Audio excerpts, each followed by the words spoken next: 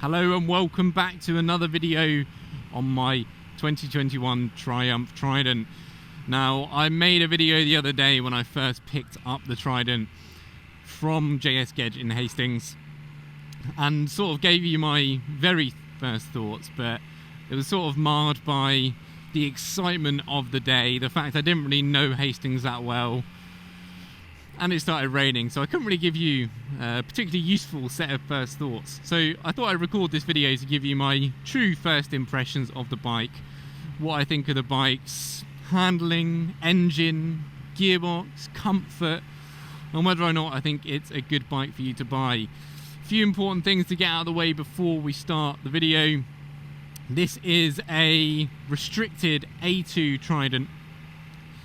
It cost me £8,000 with the accessories that I got. What accessories did I get? Well, I got the connectivity module. I got a USB charger, which is under the seat. I also got the heated grips, which are on now, and I keep my hands nice and toasty warm.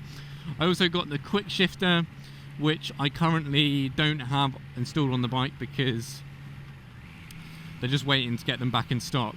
The accessories I did want to get were the fly screen and the bar end mirrors, but I think the fly screen was 110 quid and the bar end mirrors were upwards of 150.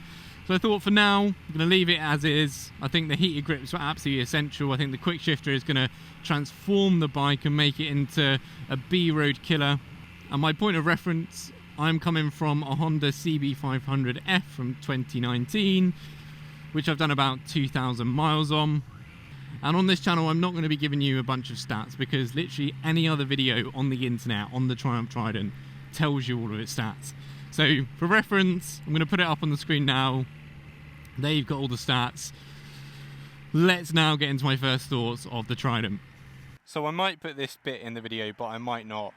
But the looks of the Triumph Trident, you've got this sort of mix of sporty naked street triple with your Bonneville light and front end, so sort of retro, sort of modern. It's got that hybrid look which I really like. Not sure what I think of the tank, the little Trident logo. Some people like it, some people don't, but in general I think it's really nice. This tail end, some people like it, again some people don't. It splits opinion. I really like how clean it looks. The swing arm doesn't really bother me, and the number plate doesn't bother me at all. It's sort of growing on me as well. I went for this cover with the smaller logo. I hate the Mac tank with the really big logo. But anyway, let's get on, ride it. Or do you want to see how she sounds? As it's a Triumph, you have to hold down the clutch. There we go. Ready?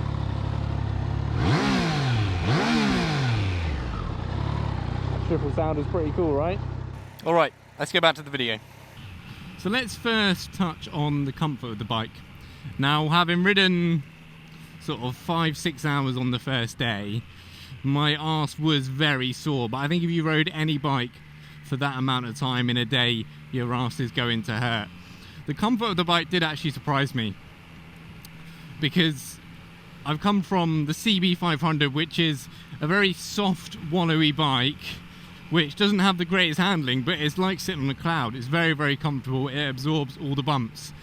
This doesn't absorb all the bumps. It is really quite a firm ride, but still pliable enough to make it comfortable for riding around. When I was watching the reviews and people were saying it was firm, I thought it would be wooden and I'd be feeling every single bump. It absorbs the bumps pretty well. You can feel them, but it's not to the point where it's fully uncomfortable.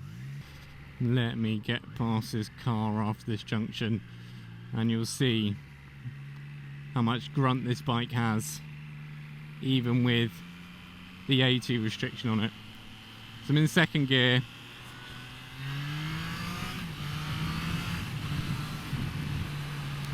And the bike just pulls. It really does go. Now, when I was watching other reviews, they were talking about this bike having good handling because you throw it into a corner and it will hold the line. Now, I didn't really know what people meant by this when I was trying it on my CB500, because the CB500, because of its sort of soft suspension and comfortable ride, really doesn't handle and corner as well as the Trident, because it it's hard to explain, but it doesn't hold the line as well as this one does. But as soon as you pull this into a corner, it will carry you round it beautifully, and you can carve up these bends and have a really, really fun time.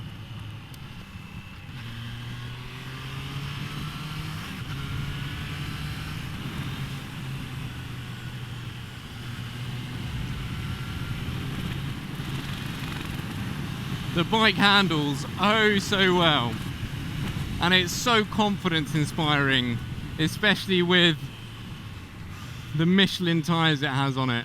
The downshifts, the shifts through the gearbox are very confident. The clutch is light enough. I have spec'd this bike up with the optional quick shifter, but it hasn't been installed yet because they haven't got them in stock. Now let's talk about the power of an AT restricted Trident. Now, I got a restricted bike because I'm only a few months off taking my unrestricted test, and it was essentially getting 2 bikes in one, because I could ride this around for a little bit restricted and then de-restrict it once I got my full license, and then I could look for other bikes if I want to, but it essentially doubles the power. So with the restrictor kit, it's basically a throttle map, and they also tune the engine, or down tune the engine a little bit to bring it in line with the 47 horsepower.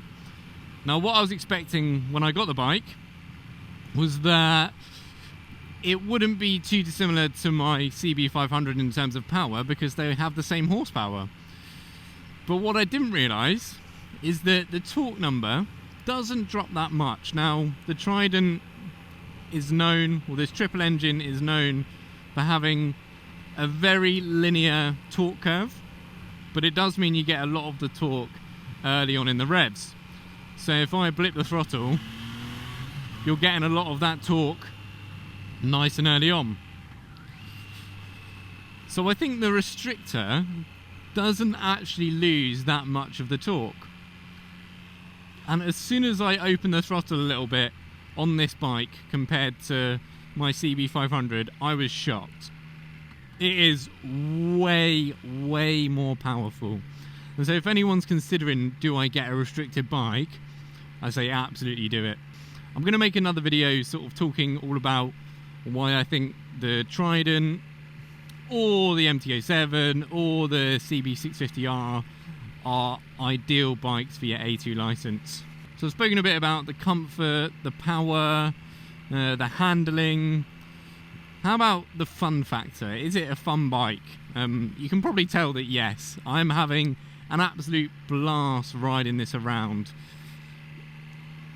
It's got that usable power that I mentioned, that you can rag this bike around, open up the throttle and not be breaking too many limits. And I think even when I de-restrict this, it'll be very similar.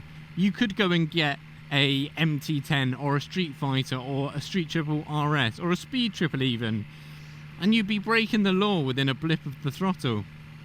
With this bike, it's got so much of that power that you can actually have fun with, enjoy and use. I'll talk a little bit about this display. Awesome, awesome display. Best in this range, I'd say.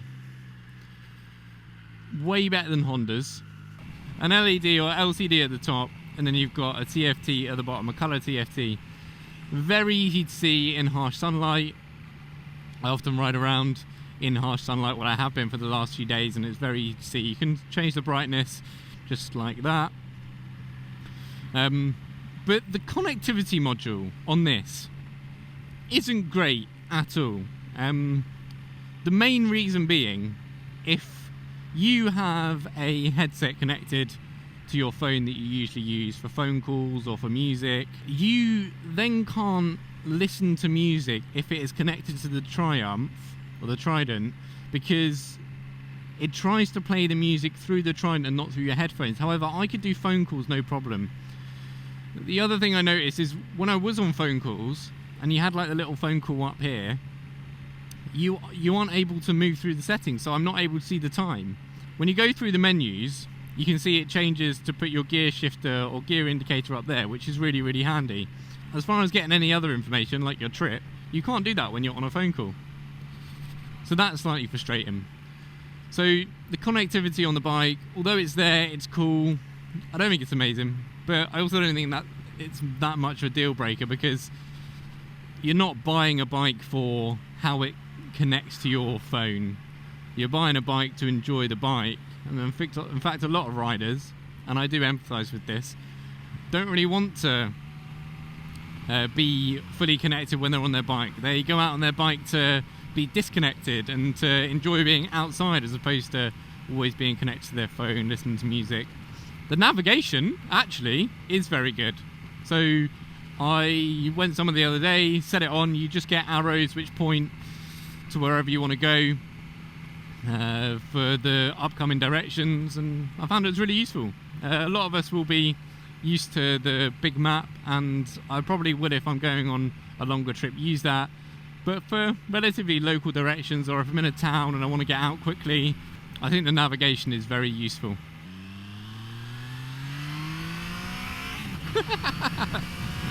Oh. Yes, absolutely. This bike is incredibly good fun. The whole package of the Triumph fit and finish, the handling, this beautiful 660 engine makes it an absolute blast to ride around. I am dead happy with my purchase. I think it's going to be a fun bike for me for years to come. So I'm pleased I've got it, I recommend it, and I'm looking forward to making some more videos on the Trident. If you've got any questions about it, make sure you leave a comment below. If you want to see more videos on the Trident, make sure you subscribe to the channel and turn on notifications. If you like this video, leave it a like. And for those of you that are here for monkey videos, don't you worry, there's going to be plenty of monkey videos coming. I still have the bike. I'm still going to be riding it around, but just while I've got my new toy, I'm going to be using this.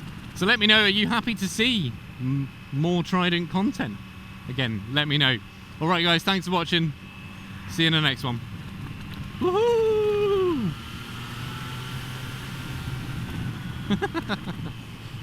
Oh.